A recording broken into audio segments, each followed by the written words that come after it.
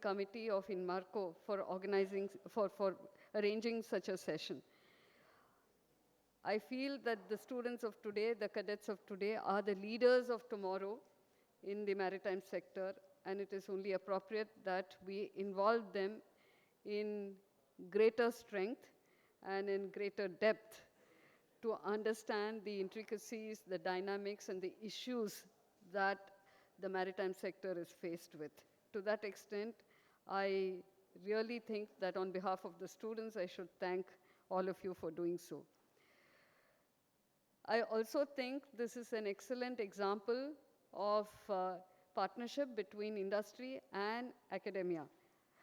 This is the ideal way to go forward because working in silos, either in education or in industry, has been something of the past, and this will bring in extremely good measures in the results in the future. I've always felt that unlike basic science, fundamental science like physics and mathematics, marine engineering and related subjects are applied sciences, applied engineering, and they cannot function without the mentoring, the guiding, and the interaction with the industry and with the associated research organizations. The entire ecosystem has to work together. So that's at the outset, I'm very happy to see that. And I would be failing in my duty if I don't congratulate, and I'm very happy to congratulate each of the winners today. And those who have not taken home the trophy, I think participation is half the fun. Participation is most of the learning, fun and learning together, because that's when you realize your strengths, you realize the gaps that you have to fill, and it's fun because you're working as a team, you're working with each other, and you're learning as you go along. I think, especially with the models, when you did the models, I'm sure you had tears in your eyes when that model just crashed after getting it to a certain level, and then you have to start again. But that's part of the learning process, and I hope that you really benefited from that. So congratulations once again. I would like to say a few words about the IMO mock session competitions. I think we should ask the students to find a better term for it because we've been searching for what could be a better term than mock session. But since the students are there, the organizers know about it. Since the students are there, I would like to share a little bit about the genesis of that. A cadet in a particular college actually told me once in an interaction saying that the syllabus covers all the conventions of the IMO, but they don't understand the conventions. And of course they won't, because unless you've attended the sessions of the IMO or you've actually gone on board a ship and faced certain situations, you would not understand. So can there be something done about it? So I thought about it, and I said, yes, it cannot be a classroom oriented towards teaching and oriented towards examinations. Just mug this and pass the exam, and that's enough. So I reached out to the Institute of Marine Engineers of India, and they were generous enough and extremely positive in partnering us. And they were the ones who suggested that we do it as a competition so that it brings a lot of energy into the system. I am so glad that the entire team, Mr. Uday Purohit was the person who agreed immediately, and his team of Rajiv Nair, Agarwal, everybody. I don't want to, please forgive me if I leave out certain names. They put it together, they planned it, they got mentors, guides, judges, and the students together. And in the midst of the pandemic, it was conducted online. And it was so successful the first year that the second year we opened it up to other colleges, and that's how Anglo-Eastern has walked away with the prize. We are hoping in the third year we can open it up to even unaffiliated colleges, non-affiliated colleges, and we are looking at, there is one inquiry which has come from abroad. They said, why can't we participate if you're doing this? So thank you very much, IMEI, for bringing this together and bringing students, IMU, and the industry together. Now, a little bit about the topic of this conference, INMARCO conference, focused on decarbonization, focused on SDG goals, and focused on reduction of emissions. I remember way back in 2017 as DG Shipping, when we were organizing the GLOMEP program. There was so much resistance to this entire topic. And I remember still somebody saying, you know, but the shipping emits only 2 to 2.5% of the total global emissions. So why are we being singled out? And why do we have to put so much energy, effort, and funds into this?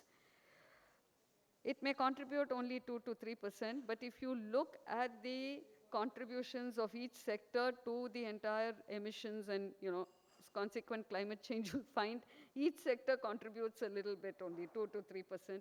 Maybe power plants contribute a lot more, maybe the 1 or 2, but otherwise, each one of us, our activities do contribute.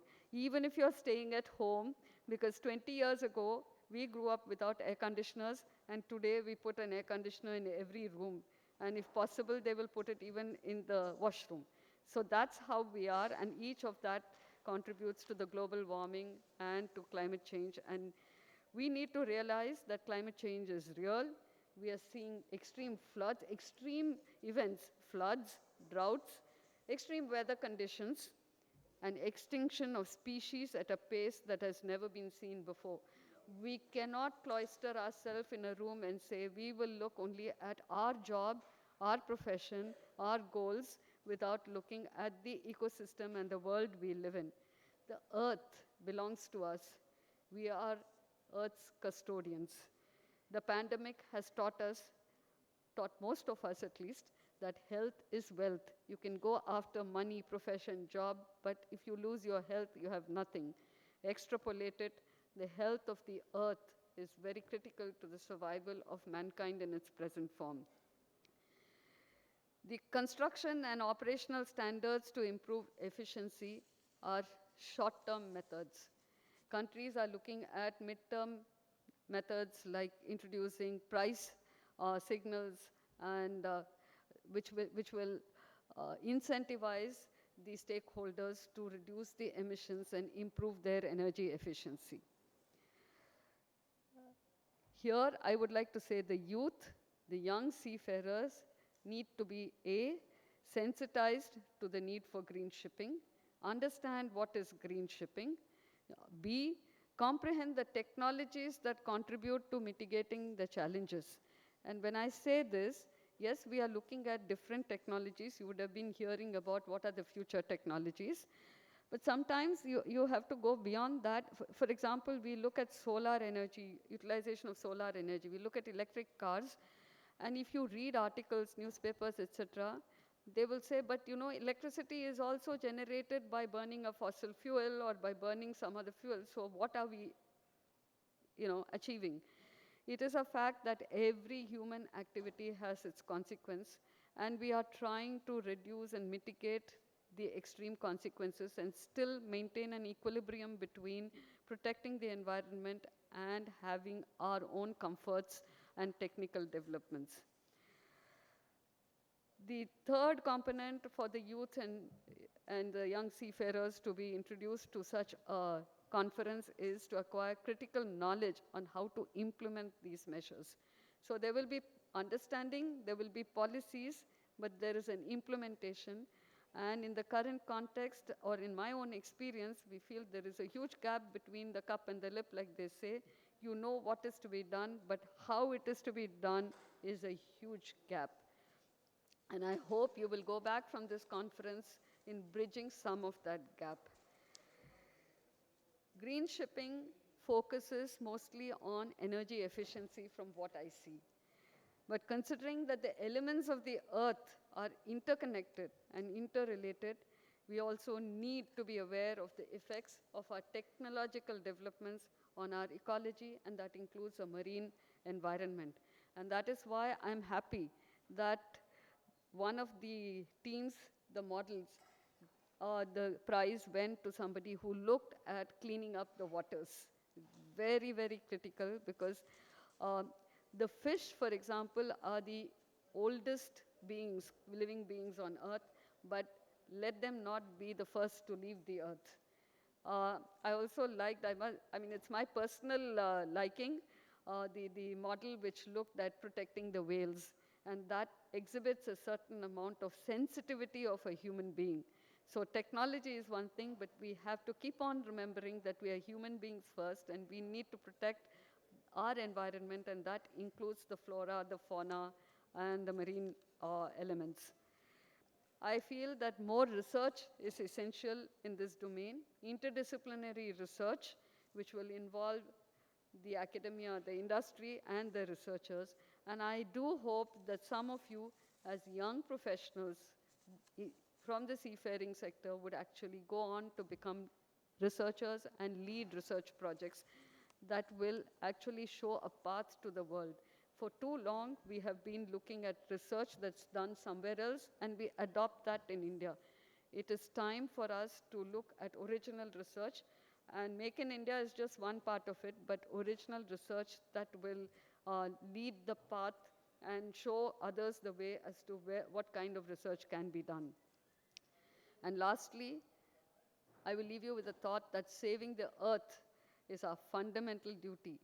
We need to envision green shipping, not just as a mandate of the IMO. It's not that IMO has said, or somebody has told IMO that you have to reduce the green shipping, reduce the emissions by 30% and by 50%, but we have to go beyond that and look at green shipping as a contribution to our own well-being in our environment. Let us vow to join hands and sail towards this goal. Thank you very much for having invited me as a chief guest, and wish you the very, very best. Thank you.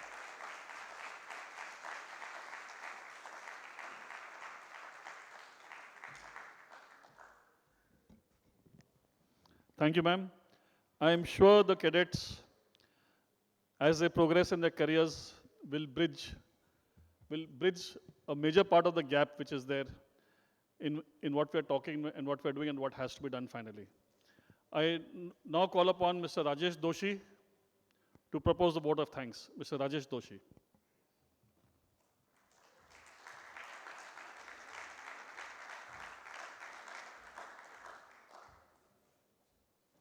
Well, Honorable Lady, my fellow mariners, and young friends, it's time to give a parting shot. Right? I mean, at the end of an eventful day or an eventful evening party, what you really go for is a parting shot. It is quickest to down, but hits the hardest. And it will be remembered the longest, especially if somebody's name is missed out. So I have that honorable duty. And let me start with a short story then, long ago in history type. Yes, it's a Thanksgiving talk, and I'm indeed grateful to the IMEI. Madam said it very well. The IMEI volunteers, because please note that all the persons who have worked for this program INMARCO 2022 are all volunteers. There have been many, many in the past who have done yeoman service. This is the 10th edition. And I definitely believe that even the present volunteers are doing their best. Let's hope we will keep it up. They have provided plenty of opportunities, and I'm grateful to, especially today, to be given this task, because it takes me back 48 years and 3 months. It's August 1974. I was given the same task of proposing a vote of thanks on a similar evening at DMET, Mumbai. And at that time, The special guest of the evening was none other than our past president, then the Minister of Shipping, late Pranav Mukherjee sir. But yes, it was 48 years and 3 months ago, and I'm still in flesh and blood. He is no more, but with all the blessings he has given us. And the other coincidence on that evening was that I was on the stage collecting the technical paper as well as the model making prizes. So, yes, and unfortunately, the only witness I had present here has been missing. Shri A.K. Gupta was present that evening along with 120 cadets. That was a very small group of competitors, only 120 of us. Today, I wish to start with a round of congratulations to all those who have participated today, whether winners or otherwise. The authors of the technical papers and the model makers. Certainly, you had a lot more competition. I wish to thank the faculty members of IMU, EMA, TMI, GEMS, and Ganpat University, along with the student delegates, for making this day a really eventful day. I wish to also thank my colleagues of the student committee, headed by Shri Sunil Kumar, Shri Mahesh Subramaniam, and especially the youngsters, Mr. Vivek and Mr. Jasjeet. I may have missed out intentionally our good friend Commander Agrawal, because he has held the stage anyway so much today.